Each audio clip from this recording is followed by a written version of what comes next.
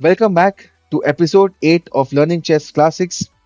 In today's game, we have a game from the year 1970 between Bent Larsen and Boris Spassky. Now, both the players need no introduction, both are very famous players. Bent Larsen playing with the white pieces, and Boris Spassky, of course, a former world champion playing with the black pieces. Now, why we chose this game? Because this game is another example how black capitalizes on an inferior opening by white and early mistakes and mistakes early on by white in the opening. Now, in this game, Bent Larsen, again known for his famous opening b3, he played the move b3. Now, again, this is not an opening I encourage you guys to play, and I feel that this is of course an inferior opening, but nevertheless, Larsen was famous for playing this opening. So the game goes as follows: b3, e5, bishop b2, knight to c6, c4, and knight f6. Now here it is white to move, and white plays the move knight to f3. Now this move is already slight inaccuracy. It was important to play the move e3 here, but we will see how uh, Spassky takes advantage of this move knight f3. Immediately he goes for the move e4. Now knight to d4 was played, and here he plays the move bishop to c5.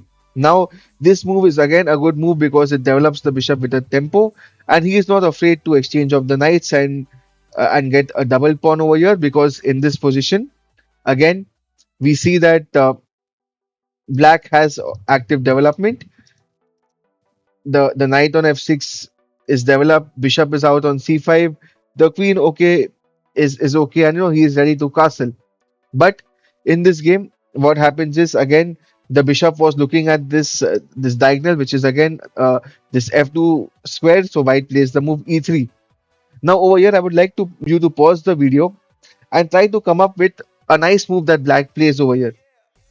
In this position, Spassky plays the move bishop f5. Now why is this move very good? Because it prevents white from playing the move from advancing the d pawn. Now d3 and d4 again, it's not possible because of simply e takes d3, and black just wins a pawn. So over here white is unable to advance the d pawn. So over here the move queen c2 was played, and here Spassky played a very interesting move queen e7. Now again, he could have also gone queen d7, but queen e7 has its own benefits. For example, after queen d7, white cannot take on the knight on f6, because like at least black can get double pawns over here. So queen e7 is better, and moreover why queen e7 is better is because, let's say, if at all white goes long castle, the queen can immediately go to h4 launching an attack. So over here the move queen e7 was played, and white replied with the move bishop to e2.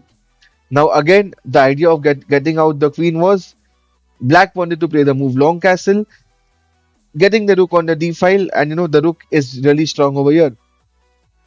Now over here, if white plays a move like, let's say, castle, black can immediately start launching an attack with the move h5, and over here the knight can jump into g4.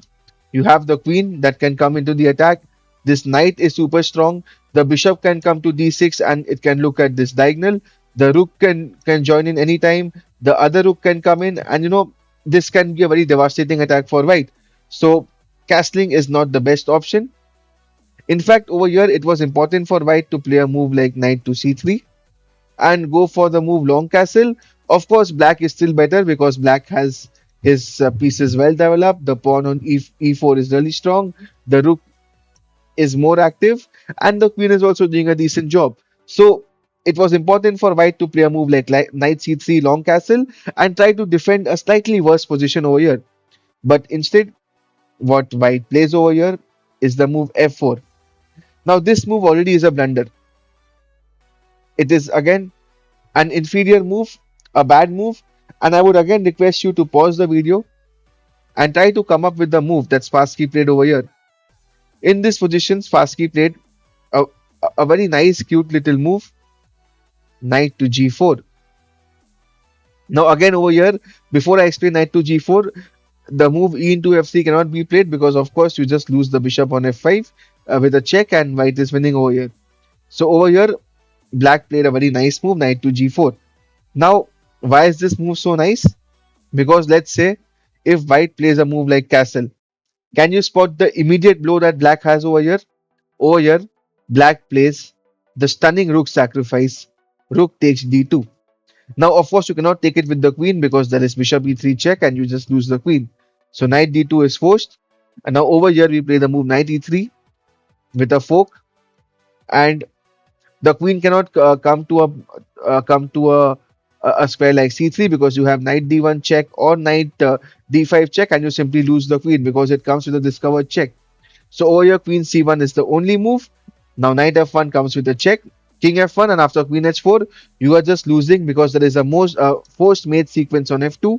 Let's say you play a move like g3 to stop the mate.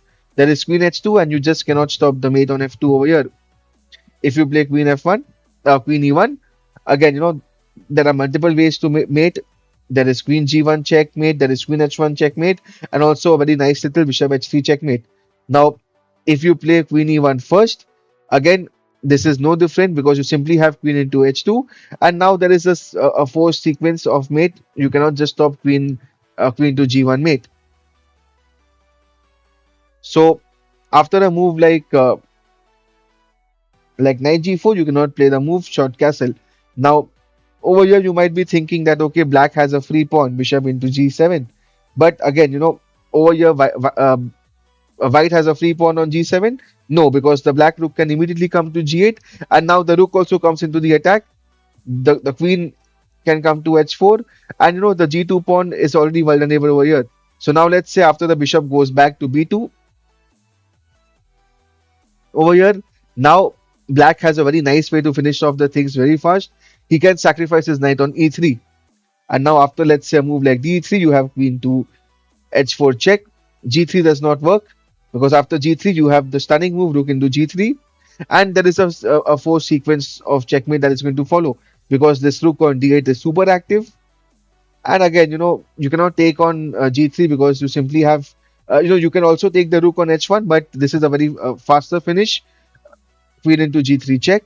The king is forced to go to f1, and now bishop e3, and you cannot stop the mate on f2. So even a move like bishop g7 does not work. Now, if if you are thinking of a move like bishop into g4, over here black simply plays the move queen h4 check, and black is already winning over here. Like for example, if you go king f1, there is bishop into g4, and the black pieces are just too active, and black is going to launch a very nice attack over here. And if you play the move g3, again you just have queen g4, and black is clearly better over here because again, when you look at this king in the center, he is not going to castle anytime soon. And if he goes short castle, there's again white is going to launch an attack, and the bishops are doing a great job. The rook is very active, and black is completely better. So after the move knight g4, what did white play? White played the move g3. Now over here, Spassky, without wasting any time, immediately plays the move h5 and launches an attack. Now in this position, if white plays a move like knight c3, you can instantly finish off the game by playing rook d2. Let's say queen d2, there is bishop e3, queen c2, bishop f2 check. Now, no matter wherever the king goes on d1 or d2, there is this move e3 check, and black is clearly winning over here. Like you can just sense it that you are just losing the queen over here, and after a move like king to d1, you have knight e3 check, and you just lose the queen. So you cannot play a move like knight c3 over here after h5. So over here, white played the move h3. Now just pause this video and try to come up with the beautiful move that Spassky plays over here. Your knight is hanging. You can come back to f6, or you can even go for some knight into e3 stuff because white is completely like he's low on development, and you can see that his pieces are not active. But over here, Spassky plays the move h4, giving away the knight. Now over here, h takes g4 was played, but again, even if you play bishop into g4, this is also of no use because you simply have bishop into g4, and we will go through the lines, but let us first see what happened in the game. In the game, h into g4 was played, and here black played h takes g3. Now you cannot take the rook on h8 because if you take rook h8, again, let's say white plays a move like g into f5, taking the bishop and winning another piece. You have rook to h1 check, and after a move like bishop f1, you simply have g2, and there is no way you can stop black from queening. So over here, what was played was the move rook to g1, and then Spassky found this move rook to h1, which is a brilliant move. It's a brilliancy by black because if you take the rook, you have g2, and there is no way that white is surviving over here because if you play a move like rook g1, you have queen to h4 check. The king is forced to go to d1, and now you have the move queen to h1. Now you cannot take the queen because it just comes with a checkmate over here. So after a move like queen c3, you take the rook with a check. The king comes to c2, queen f2, you're attacking the bishop, and over here you are threatening to make a queen. So the knight comes to a3, you take the bishop, and let's say if white takes the bishop over here, there is a very killer blow over here, bishop to b4. The queen cannot take the bishop because you have queen to d3 check followed by g1, and this is just game over as you can see. So what happened in the game was, instead of rook g1, what was played was rook f1, but this is no different because queen h4 check, the same threats come. King to d1 was played, and now g takes f1 queen, and in this position white resigned the game because if you take bishop takes f1, that is bishop g4, and this is game over. So now coming back to the previous line over here, what happens if white takes the knight with your bishop?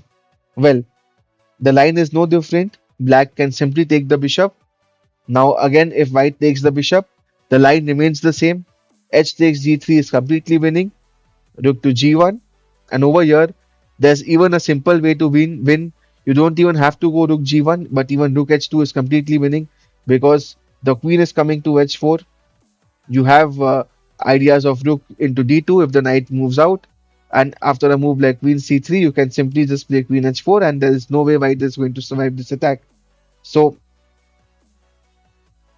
this was the game 8 of Learning Chess Classics, and over here, I mean, of course, b3 is of course a mistake in the very opening, but the decisive moment actually came after knight f3 when black decided to